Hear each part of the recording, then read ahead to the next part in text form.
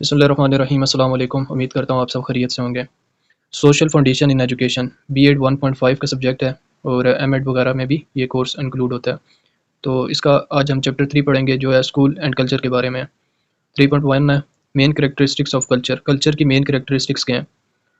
Culture wide range of characteristics cover करता है। तो सबसे पहले बिलीव्स एंड वैल्यूज़, ये इंपॉर्टेंट प्रिंसिपल है। बिलीव्स और वैल्यूज़ हर कल्चर में मौजूद होती हैं, कोई भी कल्चर हो। चाहे पाकिस्तान में आप मुख्तलिफ कल्चर इंक्लूड्स हैं। पाकिस्तानी कल्चर में पंजाबी कल्चर अलग है, बलोची कल्चर अलग है, पख्तून का कल्चर अलग है और फिर आ जाता है सिंध का कल्चर। तो हर कल्चर में बिलीव्स और वैल्यूज़ अलग अलग हैं। These are the core principles and ideas that a society और ग्रुप होल्ड्स। कोई भी सोसाइटी या ग्रुप होल्ड करती है कल्चर में। ठीक है, पहला करेक्टरिस्टिक। दूसरा करेक्टरिस्टिक्स का नॉर्म्स एंड कस्टम्स। अब नॉर्म्स और कस्टम्स क्या, these are the accepted behaviour and rituals within a society. Society में जो एक्सेप्टेड बिहेवियर्स होते हैं, जो रिचुअल्स सोसाइटी के अंडर होते हैं, often governing social interaction and expectations. तीसरा क्या, लैंग्वेज। लैंग्वेज कल्चर का मेन प्रिंसिपल है, मेन कैरेक्टरिस्टिक्स है। लैंग्वेज के बगैर कोई भी कल्चर प्रिवेल नहीं करता। Language is a crucial aspects of culture as it facilitates communication. Communication को फैसिलिटेट करता है and reflects the unique world view of a group, और रिफ्लेक्ट करता है यूनिक वर्ल्ड व्यू को ग्रुप, किसी भी ग्रुप के। चौथा है आर्ट्स एंड एक्सप्रेशंस। अब हर कल्चर का आर्ट डिफरेंट है। सिंध का कल्चर है, उसका आर्ट डिफरेंट है, और बलोच कल्चर्स का आर्ट डिफरेंट है।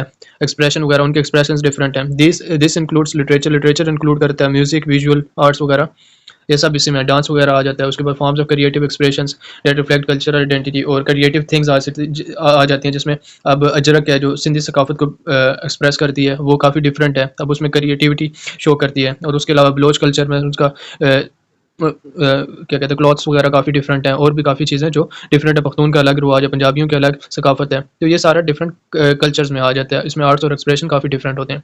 उसके बाद सोशल स्ट्रक्चर क्या है, this refers to the organisation of society. अब ये क्या रेफर करती है, ऑर्गेनाइजेशन, सोसाइटी कैसे ऑर्गेनाइज्ड है, इंक्लूडिंग फैमिली। फैमिली किस तरह की है, उनका रहन सहन क्या है, मतलब क्या रूल्स और रेगुलेशन वो मतलब उनका स्ट्रक्चर क्या है, वो किस वे में रहते हैं, रहन सहन वो कैसे अपनी ज़िंदगी गुजारते हैं। Structure, social hierarchies and system of governance. ठीक है, ये पांचवा करेक्टरिस्टिक है। उसके बाद आ जाता है cultural symbols. These are objects, gestures और रिचुअल्स दैट होल्ड सिग्निफिकेशन। इसमें ऑब्जेक्ट्स वगैरह होती हैं, चीज़ें जो कल्चर सकाफत को शो करती हैं। अब सिंध के कल्चर्स में उनकी अजरक वगैरह होगी, टोपी वगैरह होगी, और उसके बाद उनका डांस वगैरह, यूनिकनेस जो है, ये सारे कल्चरल सिंबल्स में से। गेस्चर्स वो क्या यूज़ करते हैं, और रिचुअल्स वगैरह क्या, उनकी डेली हैबिट्स वगैरह जो है वो क्या है। तो ये कल्चरल सिंबल्स में आ जाते हैं। Meaning within culture often serving as identifiers of group membership और वैल्यूज। सातवां करेक्टरिस्टिक है technology and material culture. The tools, technology and material artifacts produced by a society can also reflect its cultural values. जो technology और artifacts वगैरह produce करती है society, वो भी रिफ्लेक्ट करते हैं कल्चर वैल्यूज़ और प्रायोरिटीज़ को। अब आठवां प्रिंसिपल करेक्टरिस्टिक है cultural practices. These are the day to day activities होती हैं।